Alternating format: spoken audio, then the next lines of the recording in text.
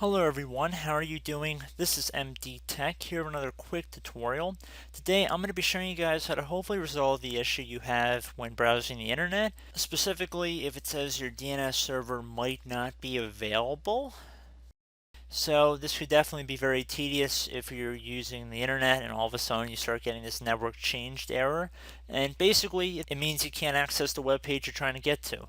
So in this brief tutorial I'll be walking you guys through how to hopefully resolve that. So the first thing that I would personally recommend is actually to reset your modem or internet connected device.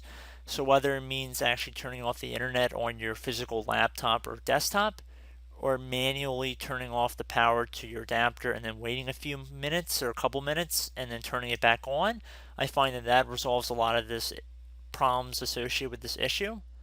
If that does not do the fix for you guys, I do have one further step we can take, and that would be to right click on the start button. Then you want to left click on where it says command prompt and then in parentheses admin, and you want to left click on that. If you receive a user account control window, you want to left click on yes. So now in this command prompt, we want to type in ipconfig space /flush DNS. Please note the space in between ipconfig and the /. And then you want to hit enter on your keyboard. We see that we have successfully flushed a DNS resolver cache. And then I would check your internet connection to see if that resolved your problem.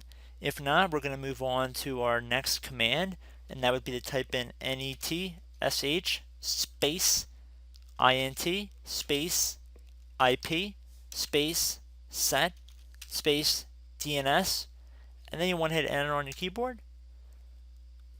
So then at this point you want to type in netsh space winsock space reset.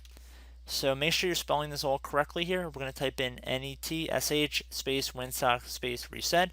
Then you want to hit enter on your keyboard, and we see that we have successfully reset the winsock catalog, and it's recommending that we restart our computer for the changes to take effect.